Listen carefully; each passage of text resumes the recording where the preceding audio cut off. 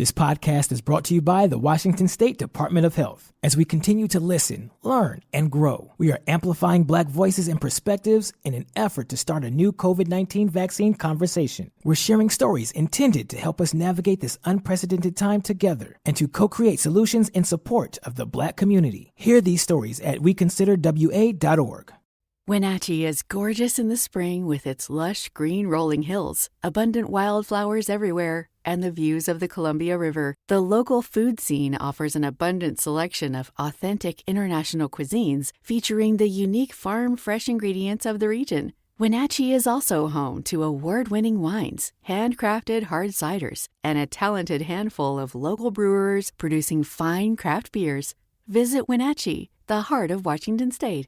Hey, this is BJ. Thanks for listening to our show's podcast. If you're a fan of all things geeky, you should check out my other podcast, BJ Shea's Geek Nation. We have new episodes every day, and you can check it out at bjgeeknation.com. Your driver's license is important so you can get back and forth to work, get your kids to school, and back and forth to daycare. If your license has been suspended because you can't pay your tickets, you can't do any of those things. Let's talk about Chapter 13 bankruptcy. You may have heard that tickets cannot be discharged, but they can be dealt with in a Chapter 13 case. Why not come in for a free consultation? The chapter you choose will make all the difference to your getting back legally on the road. Let's design a plan to pay off your tickets and restore your license immediately. I'm attorney Travis Gagne. Please contact me today at choosetherightchapter.com. That's choosetherightchapter.com.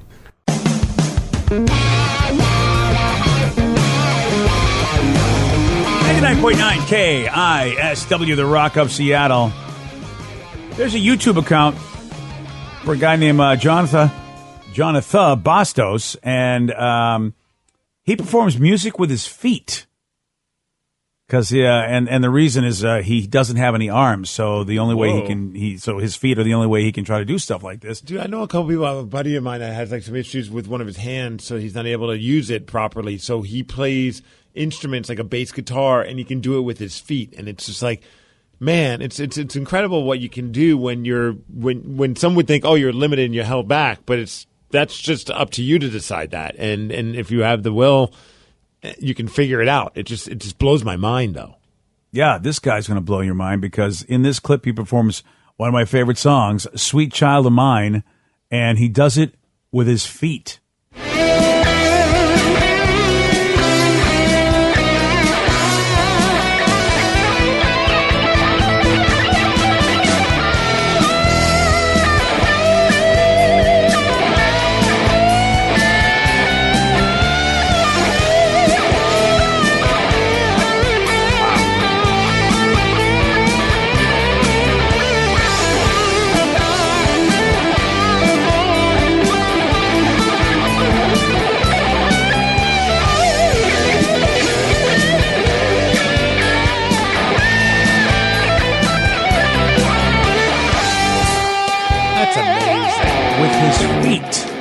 He's got like a pick stuck between like his big toe and his other toe for the one part, and then the rest of it's being played just like your fingers would on the frets.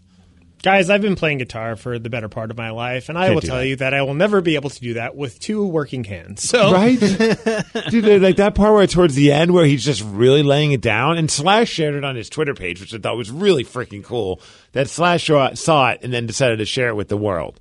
Yeah, I mean, that is amazing. And like you said, Steve, you know what? When there's a will, there's a way. That statement does mean something. When people have to, they figure it out. Yeah, I saw another video of him, and he's playing like the keyboard, and he's doing that because he's got like parts of his arm is still there, but there's no hand. It's like really just the upper part, like from like I don't know, like just barely past the shoulder.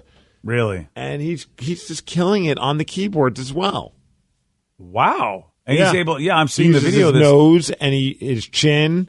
Whoa. Like he'll just use whatever he can to get on the keys. That's pretty impressive. Right? You know, that is impressive. And, it's good to see stuff like that just because of the fact that I really have to look in the mirror and go, really? Really? Is this a problem? You can't get this done? we defeat ourselves. That's weird, defeat. But, clever. Very clever. Nice. I went to the same guy. I saw a guy play the drums also with his feet. And I can't remember what song he was covering, but it sounded phenomenal. Like if you didn't know and your eyes were closed, you would have had no idea. Wow, I wonder if it's the same guy, or I mean, look, there are people that don't have both arms that are out there, so he can't. Right. I'm sure he's not the only guy that's tried to figure out how to do stuff that you usually do with arms. Someone said he's jamming out with his toes. Toe jam. Okay. Okay, you know what? That's the name of his band. That should be the name. Really? Yeah. Vicky showed me the video. She found a video of the guy playing the drums with his feet. It's a different dude, but it's impressive. I mean, he's just leaning back on a chair and using his feet, holding the drumsticks, and just going to town. And his toes are actually gripping the drumsticks. Yeah. Wow. That's what really impresses me is how do those drumsticks stay in his feet? I imagine if you're doing it enough, you probably build up a certain level of strength with your toes that we don't have because we've never been fortunate for us, we haven't been put in that situation where we need to learn how to hold things with our feet. Yeah, because I'll tell you right now, I having to build up a level of strength in any part of my body is not something I'm familiar with. Yeah. Well, and some people just have like Lily has like what do you call them, monkey feet, where she's like she can pick up like a hairbrush with her feet, and I'm like, how are you doing that? Can she comb her hair with it? And she's not yet, but she probably can soon. She is in gymnastics, so she's getting more flexible. Oh, there you go. Oh, I have seen the videos of gymnasts that can really do stuff with their body, like comb their hair with their feet, or just they're such contortionists. It's just like, whoa. We've seen there's some videos out there of like artists that don't have arms, so they do all their drawing with feet, and it's the artwork that they're putting out there is just phenomenal. Yeah, again, better than anything I could ever do with my hands. Right. And so yeah, that's when you know, like, okay, I am really a loser. I guess that's what I'm taking away from all this is that all of these folks that are doing all these tremendous things without arms, it just shows me what a loser I am. Thank you, everybody. So there's a guy that plays Warzone with his mouth since he can't use a controller. It's insane. Wow, a video game. Yeah. Okay, then again, another thing. I can't even work the controllers. No, you gave up because they got too complicated. Guy doesn't have hands and can work the controllers better than me. This isn't Happy Monday to you, BJ. Yeah, it's not. I already was feeling a little blue today, and now it's like, forget it. I'm completely down in the dumps. I was kind of just driving by the dumps. You guys have thrown me right in there with this lovely. Don't show me video of the guy. Yeah, I don't want to see. Now we're just slamming the dumpster on top of BJ's head. Thanks, Vicky. Thanks. This guy's just killing it in the video game, and I'm like, if I can turn on the console, it's a win. And like I said, that doesn't mean I can. I don't know if there's a thing in BuzzFeed. They compiled a list of actors and musicians who actually took roles for just one reason. Wasn't the money, wasn't to further their career. But for the ladies. Oh, you're close. Okay. Because some ladies are actually being impressed, but not the kind you think of. This is the children. They did it only to impress their kids, or maybe their grandkids in some cases. David Bowie is the first one on the list. He voiced a character on SpongeBob SquarePants only because his 6-year-old daughter was so into it. And he called it the holy grail of animation gigs. Dude, if you've got the clout to do something like that, why wouldn't you? Yeah. Totally. David Bowie could pick up the phone and be like, hey, SpongeBob, can I be on your show? Of course they're going to say yes. Hey, SpongeBob, can I be on your show? Maybe SpongeBob isn't making the decisions. Maybe, hey, Krabby Patty, I don't know. Who else is there? Yeah, that's it. Oh, it's true, Steve. I mean, and actors are not afraid to do it. Whoopi Goldberg got on Star Trek because she said, I'm a big fan. I grew up watching that show and loving that show. And when she was at the height of her movie stardom, she went to them and said, hey, any chance you could put me in the show? And they're like, yeah, because you're Whoopi Goldberg. We'll put you in anything, And so, you're Steve. They just ask. Dude, if I had any kind of clout and I could get like my voice on Remy and Boo or Masha the Bear or Mighty Mike, the shows that Tatum likes to watch. I mean, maybe when she gets older, she won't care about those shows, so maybe I should wait before I start trying to use whatever kind of clout I could have. But you know what I mean? Like, if I was able to call somebody and be like, hey, can I just be a voice of one of the bears that swings by Masha and the Bear's house? I'd do that in a heartbeat. How crazy would that be? Like, you think she'd get it that was you at this age? I wonder if she'd be looking back at you as a bear and going, what is happening? She'd probably start crying and just throw something. Oh, yeah. That voice. I know that voice. It makes me angry. Yeah. Robert Downey Jr., he asked to voice a character on Family Guy because his son was such a big fan of Family Guy. And again, you're the gang. You're Seth MacFarlane in the game, and you go, okay, Robert Downey Jr.'s on the phone. Yeah, he wants to be on the show. Bull crap. No, really, his kid loves the show.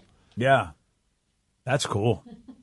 Ozzy Osbourne actually asked if he could be a character on Nick Jr.'s Bubble Guppies. So, Steve, this is close to what you're talking about because this was for his 2-year-old granddaughter. She's at the point now where we're watching TV, and she doesn't obviously know how to communicate all that well, but she has words that she can say, and she'll just go, Mike?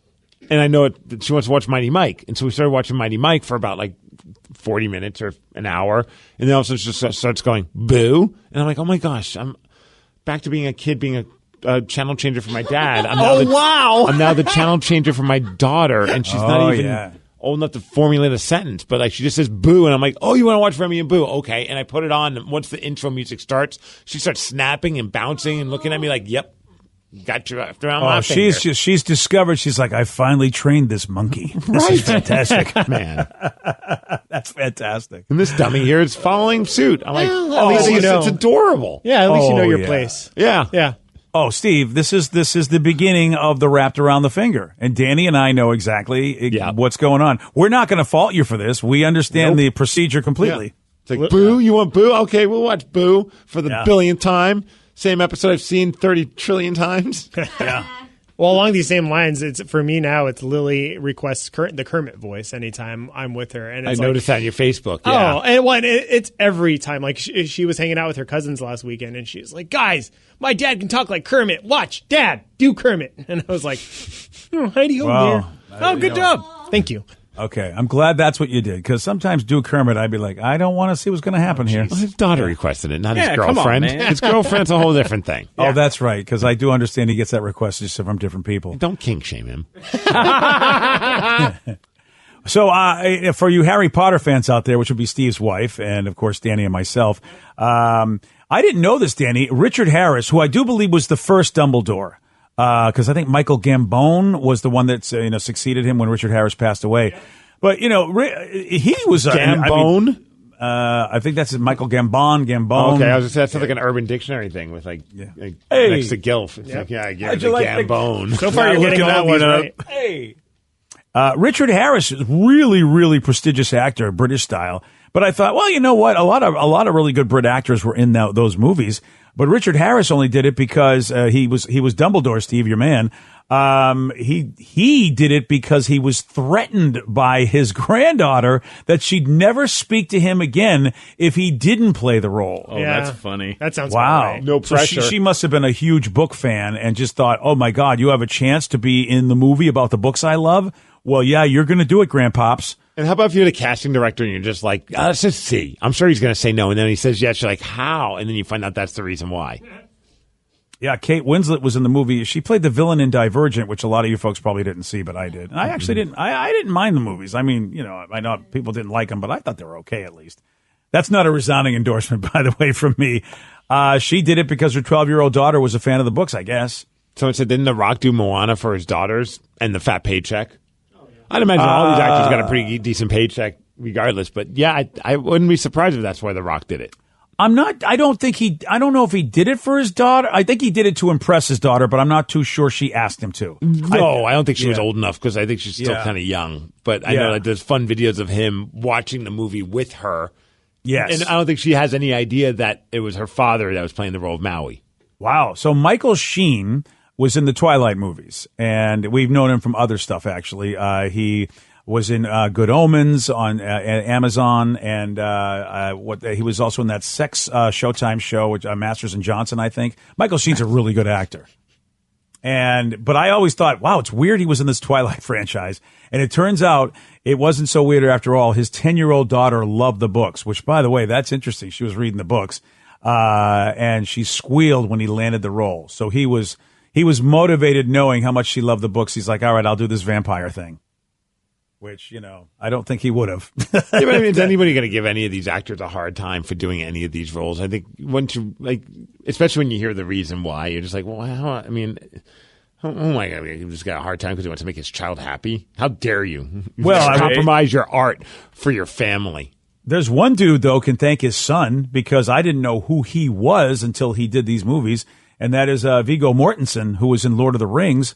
How about this? He wasn't going to do the movie, but his son said, you have to do the movie, because his son, I guess, obviously a big Lord of the Rings fan. His son was absolutely right. Because, I mean, look, I didn't know who the hell that dude was. And then all of a sudden he became a heartthrob of a lot of people.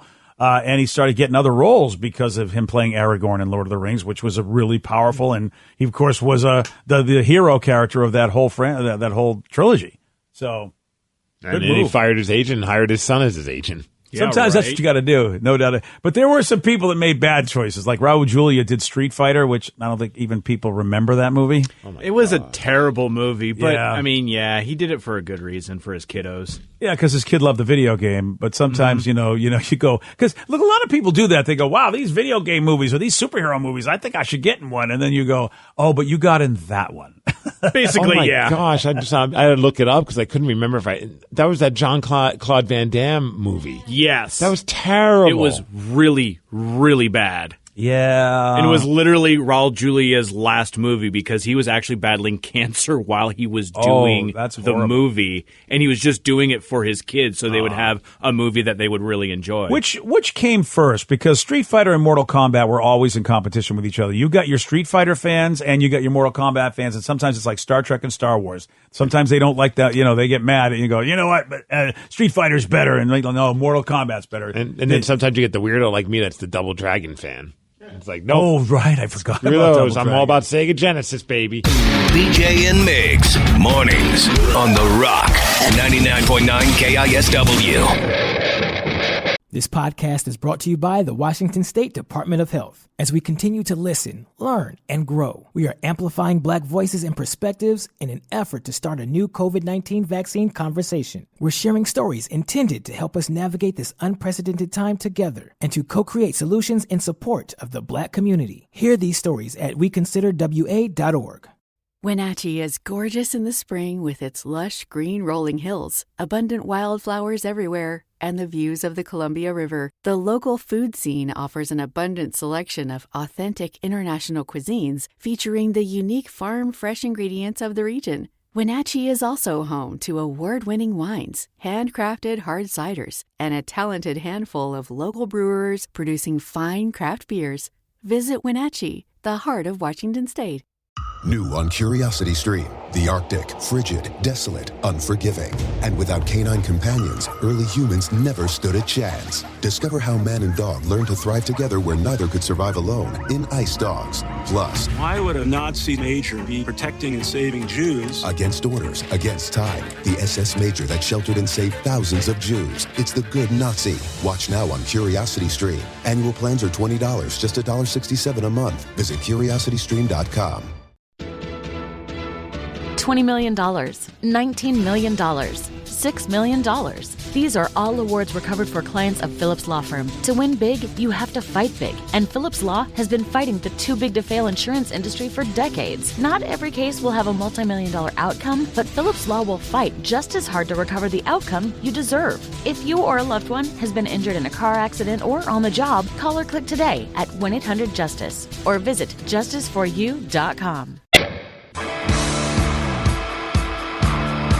99.9 KISW, the Rock of Seattle. There's a woman in the Philippines, and she just had a baby boy. And the dad got her to agree to name the kid Hypertext Markup Language, which, of course, is what HTML stands for. Oh, well, that's not weird.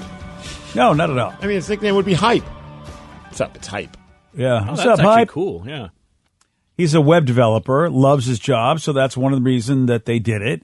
But I love working on the radio. I'm not going to name my kid Record Scratch or something. I don't know. Wow. You know what? I think you need to give more thought to the dumb name you want to name your kid, okay? Come on. Yeah, really. that's right. That's actually a cool this. name. You're right. I'm going to name my kid On Air. Well, but Production see, you don't have studio. Mixing really. board. Yep. Yeah. Microphone. Okay, well, Mike. Okay. Mike, that's adorable. Yeah. Hey, Mikey. Hey. Now, look, here's the thing. You don't have a long history of weird names in your family, but he does. Okay. His name is Mac, but it stands for Macaroni 85, which is his full name. Okay, the name macaroni is weird, but I don't know why. But macaroni 85 makes it even weirder. Like, what there's something special that happened in 1985? Maybe that's his birth year. His birth year. Okay, that's all I'm thinking of. Because he's got a sister whose legal name is Spaghetti 88. Oh, I bet you're right. So macaroni and spaghetti. Those are the names of the kids. That's what their family named. Wow. So you can't. I mean, the apple doesn't fall too far from the macaroni tree. You can understand why. The macaroni tree. Too bad I have another brother like named Noodle, and another one like named Elbow Noodles. I don't Probably. know. I mean, you got a lot of pasta you could throw in there. A ton You of know, pasta. shells. One texter Hey, brought up Shells, a good what's point. up? They should have named this kid Cheese. That way, it's macaroni and cheese. Aw. Yeah, that would have been. That cute. would work. Yeah. So there you go, HTML. So do you think yeah. the parents, because so he picked HTML because he loves his job. So do you Right. think his parents had the same rationale, but maybe like loved macaroni and loved spaghetti? It is. Look, macaroni and spaghetti is delicious. So I can understand having a passion for that. But well, yeah, were they in the business? Was he a restaurateur? These are questions I need to know. Right, because I mean, Danny, you have another kid, and you name it Pizza? Yeah, why not? A little pizza. A little pizza Yeah. pie. Oh, you missed it. You know, they had a little kid named Slice. You know? That would actually be cool. We can And then name your one of our- favorite. What's that? The favorite would be pineapple. Of course. Pineapple. Oh, no. Absolutely. Oh, little pineapple. It's the black sheep of the family. Yeah. We name our kid Yeah. Avocado Roll then. Yeah. That way it works both for my wife and I, because we both like sushi, but clearly I like stuff with fish on it, but she does. It would be a little challenging for my kids because if I were to name them after my favorite pizza place and what I love at my favorite pizza place, of course the kids would have no name. Oh. Hypertext markup language. I didn't even know that's what HTML stood for. See that? This kid's going to teach you every time he says hello. Oh, yeah. I look forward to the day when he finally understands what his name is and how he reacts to it. I guess if that's all you know, that's all you know. But the people in his life are going to probably, like his friends and schoolmates are going to give him a hard time for this name. But you know what? I mean, yeah, except he could call himself High. I've known Highs, a lot of Highs over the years. Highs? Oh, yeah, H-Y. It's short for Jaime. So, I mean, but I've known some Highs. I've never met a person that went by High. Oh, really? Hi. Oh, yeah. Bye, High. Apparently, the sister who's named Spaghetti, she has 2 kids, Cheese Pimento and Parmesan cheese. No, they did not do The this. given nicknames are Chippy and Pewee. This family's Wow. amazing. I want to party with this family. This family knows how to do it. And they also have cousins named Design and Research. So this is all the same family. I mean, they've gone all in on this. Might as well. Wow. How did it even start, though? At some point, somebody had Chuck as their name, or Bob, you would think. And at some point, they were like, you know what? I'm flipping the script. This kid's going to be named Pimento Cheese. Yeah. I don't know where it started. That's a really good question. I wonder if it started with his parents' generation, and then, of course, all the brothers and sisters of that family all went all in on this. I don't know. That's a good question. We know it started with the dad at least. Someone have a good point, though. If this kid becomes a liar, then everyone could be like, hey, don't believe the hype. LOL. Oh, jeez. There you go. That's a good one. Nice. Someone said if you have 2 kids, name one peanut butter and the other one jelly. Then it's always peanut butter jelly time. Peanut butter jelly time. Peanut butter jelly Where time. are you at? I like that. Where are you at? Where you at, Yeah. peanut butter jelly? I always wanted to go like the nerdier route, and if I had 2 boys, like twin boys, I'd name one Peter and the other one Parker. So when you yell them out, Peter, Parker, I like that. Yeah, Bruce that's good. Wayne. Yeah. All right, well, then Steve would come running because he would think you're calling his old band. No, we're do you not want? together anymore. What do you want? Stop asking. Yes, stop it. I told you, we're not getting back together, Vic. Stop calling us. One texter said if you're going with like naming your kid after your job and what you love to do with radio, you can name your kid Dump Button. Dump Button. That's wow. Hey, good old dump. Little Dumpy. Yeah. Come here, Dumpy. DB, what's up? What's up, DB? Good old Dump Button. Dumpy I'm McGee. going to play all this for my wife. That way she'll think, because when we were trying to talk about if we have a kid, what names we're going to go with, I didn't have any ideas for a girl, but for a boy, I really wanted Thurman. And she was just like really opposed to that. Is that for Thurman Munson or Thurman Merman? Thurman Merman. Okay. Not Thurman Merman. Thurman Munson.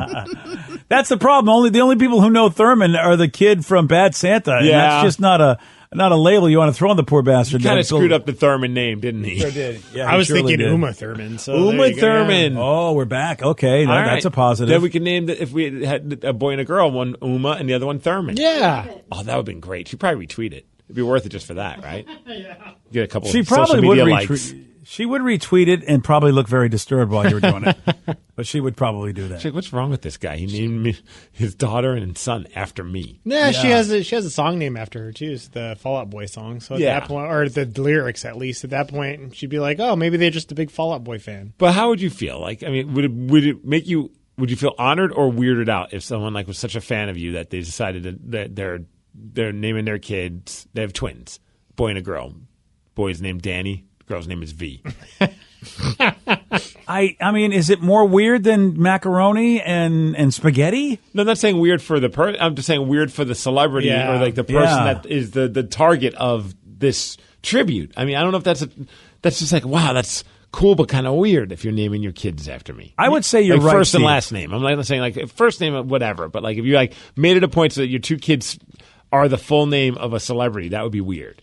Yeah, but I would say after Elon Musk's kid and after Penn Jillette's kid, I think as a celebrity, go, well, at least, BJ and Shay are names. You know what I mean? The kids won't be looked at weird in school when they go, your name is Moxie Fruva's Crime Fighter? Okay. Though that is a cool name. Now that I think about it, I think I'd want to be Moxie Fruva's Crime Fighter. Never mind, I take it back. I want that name. Man. Our text line's rather interesting right now, BJ. What's going on? I feel like somebody's having an argument with their significant other, and they're texting us. Oh boy. Oh, they hit the wrong recipient. Yelling at us about what have you done to help someone. Oh. Yeah. It's always funny. And I look forward to when at some point you get the text back that just says, my bad, I meant this for somebody else. Yeah, right? You did.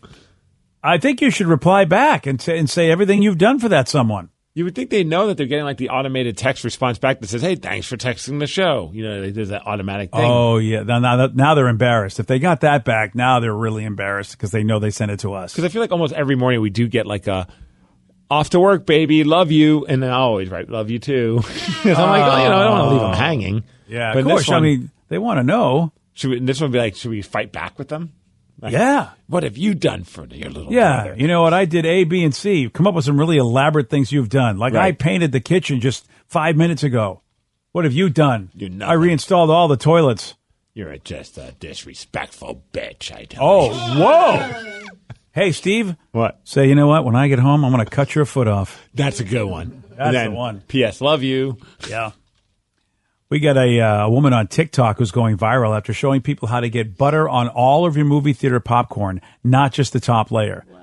This is pretty epic for people like Steve. I squirt the top, shake a little if I can without losing any of the precious popcorn, and then I also go for like the edges, and I figure like it works its way down that way. That's how I do it. Yeah, she's got a pretty awesome way. This is if you get to put your own butter on yourself. Sometimes they don't let you. Oh, okay, yeah. Usually I don't get to. Oh, yeah, a lot of the theaters I've been to before the pandemic, like even like the one right downtown, they had like the little squirter. You hit the button, it squirts it out for you. I wasn't sure what you were talking about. I love that thing. Yeah. Well, she says take a straw, shove one end down into the popcorn, and then you line it up with a butter dispenser. And then, of course, the liquid goes all the way down the straw and into the bottom of the bucket. And then also you can just take the straw and put it in different places around the popcorn, different levels, and you get all these pockets of butter, dude. And then use that straw, pop it in your drink, and you have a buttery cola. Yum. Oh, gross. A buttery cola sounds like something on the Urban Dictionary. Would you like a buttery cola? No, I don't. I'm going to give that. That's actually not a bad idea, though. Like to be able, it's a great idea. But like, I don't want to. I love butter on my popcorn, but I don't want to go too crazy because obviously it's not like that butter is.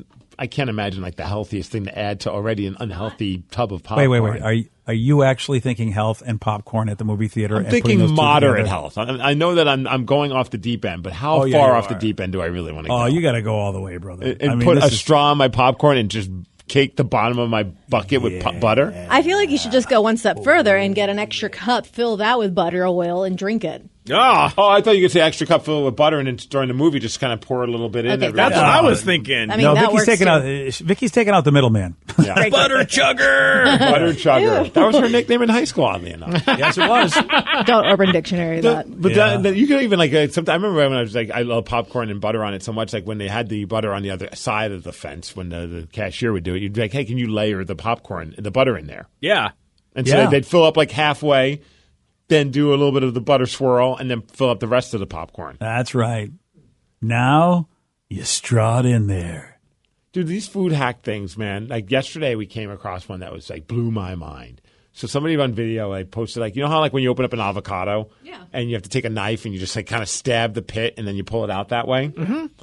Apparently, if you just kind of like treat like the avocado like a baseball, like you cut it in half and then you kind of put 2 fingers around the pit and then you thumb around the back where the skin is still and you just give it a little push, the pit just pops out no problem. Oh, really? Really? Yeah. And I was like, that's crazy. I showed it to my wife and she's like, oh, that's funny. I'm actually about to cut open an avocado. And she tried it. Sure as that, it worked no problem. Wow. Like, all my life I didn't know this. Same. Sometimes I've come close to slicing my hand off. Oh, geez, yeah, right. Because you get a little aggressive with the knife. And do you throw like a curveball or something with the pit? Yes. Great. Oh, that's nice. You already got it gripped, ready to go. Yeah, it was on Facebook. Someone shared it. I was just like, that's crazy. It was just like something so stupid, but it works so easily. And how is it again, maybe because video is just so accessible, because you think these are things that people have known for years.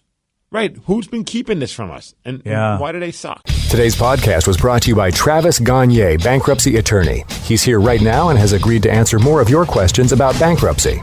How do I figure out who my creditors are? People a lot of times have had a long time of not having good credit and having collections, and so they're concerned that you may be concerned that you won't be able to find all your creditors if you file bankruptcy. How will I know which collection agency has my credit card bill from 10 years ago now? And that's something that's hard to keep track of because credit collection agencies transfer your debts all over the place. But we will pull all your credit bureaus, and by getting all 3 of your credit bureaus, we'll be able to tell who has your credit and debt now, which collection agencies have had it in the past, and we'll make sure that we file all your creditors when we file your bankruptcy so that nothing slips through the cracks. Thanks, Travis. If you have more questions about bankruptcy, you can reach out to Travis anytime at choosetherightchapter.com. That's choosetherightchapter.com. Thanks for listening.